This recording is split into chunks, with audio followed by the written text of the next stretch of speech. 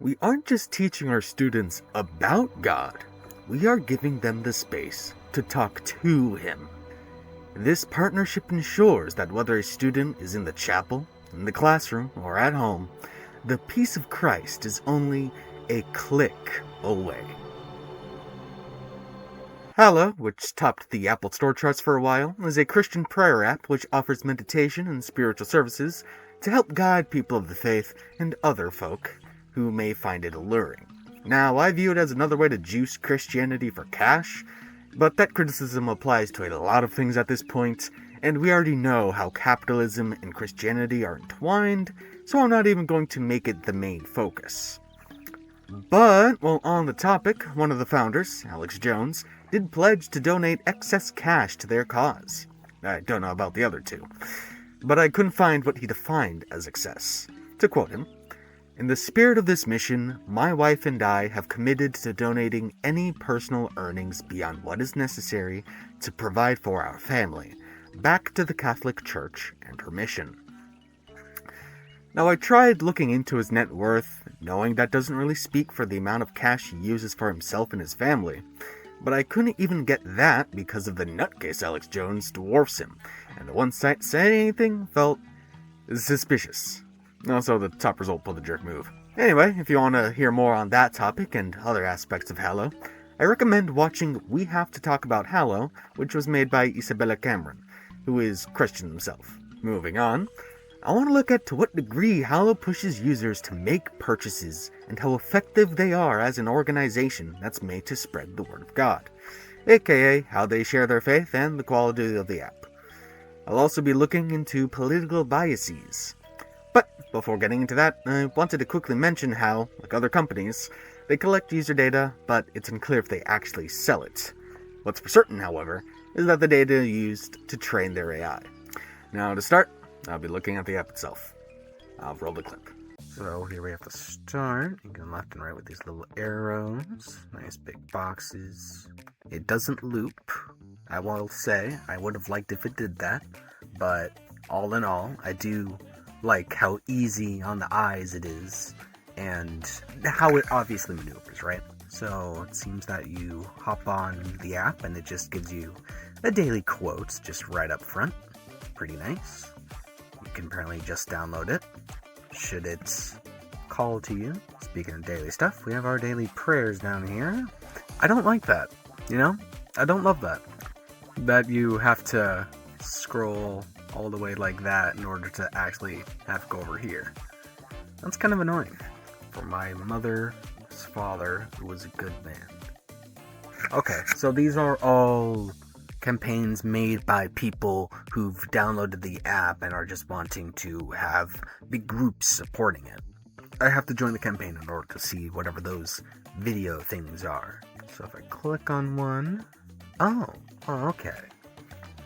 Okay. So it turns out in joining this campaign, I actually have to subscribe. Right, so all the way down here, we have something that you have to subscribe for. You can join a campaign, right, without clicking on premium.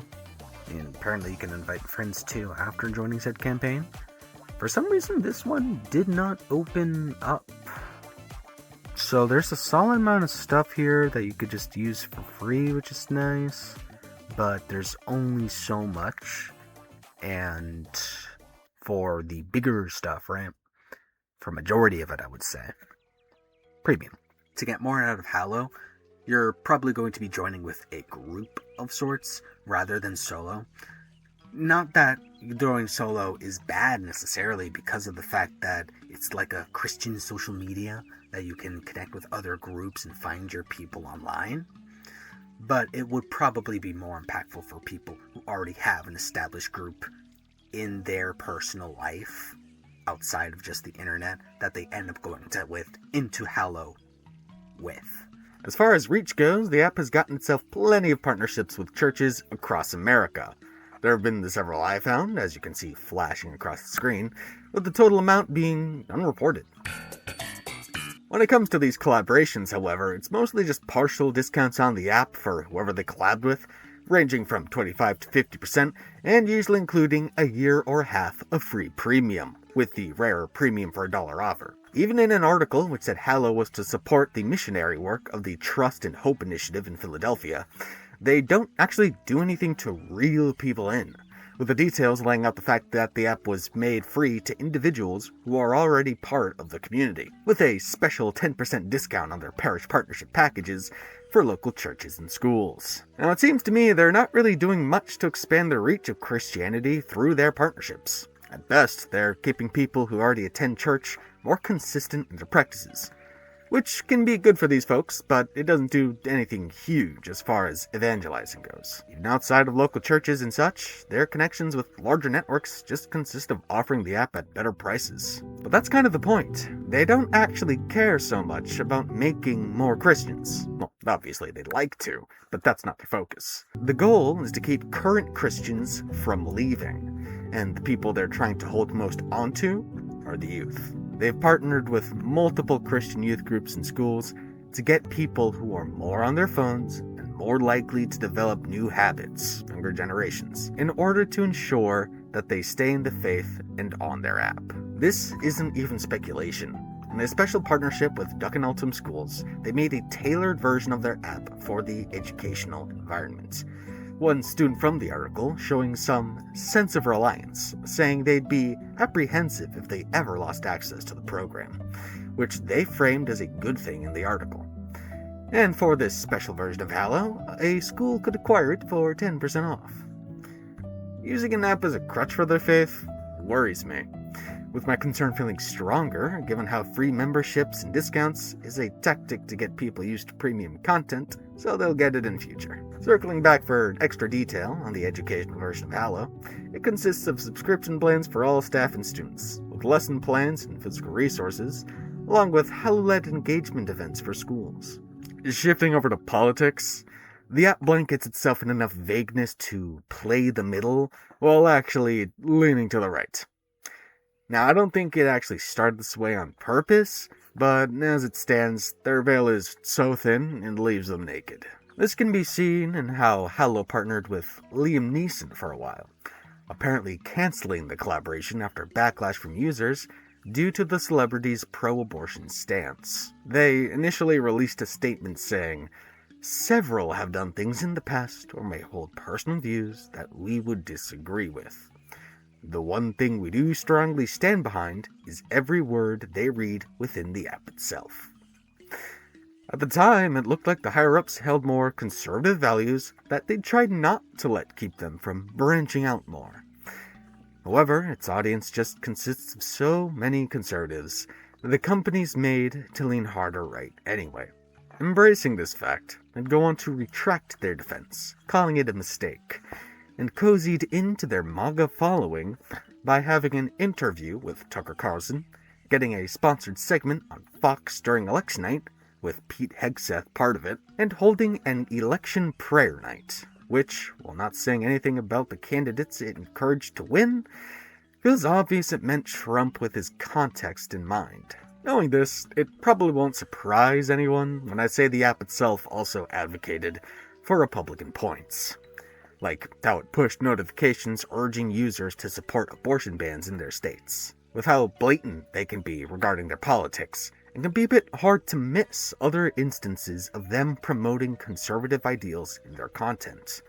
Like how, as talked by Amanda Marcotte from Salon, the catalog Feminine Genius basically preached how women are supposed to be submissive and serve their husbands. Essentially, while barely pretending to be non-political, they offer Christian-coded meditative support and life advice, which promotes their traditional conservative values.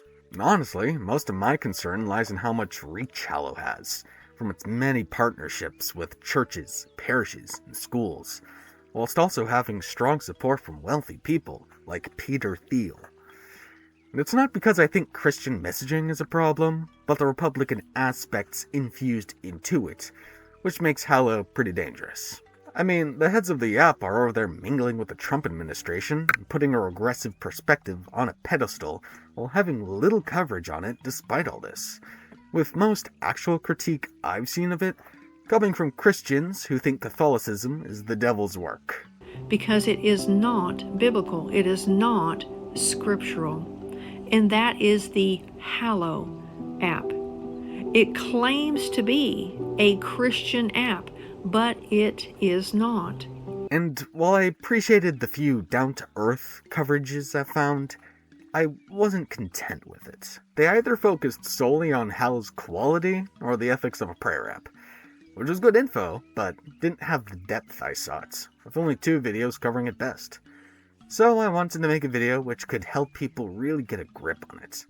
And honestly, I feel a little sad that the ultimate message here is basically, oh no, the youth. So I wanted to dig further, but any real dirt on them wasn't just going to be floating out there in the ether. No, I think any big revelations is going to come through via an eventual corporate slip-up or insider information. Anyway, hopefully you have a better idea on this #1 Christian prayer app, whether you love it or hate it more. And I appreciate you for coming by and taking a dip. Have a good one.